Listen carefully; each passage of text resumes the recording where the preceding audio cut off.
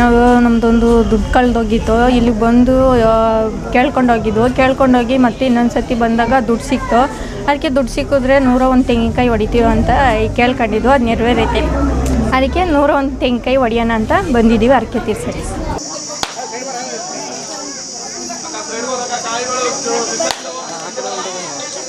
ಆ ಕಡೆ ಹೊರಟೋಗೋದು ಲೇಟ್ ಆಯ್ತಾ?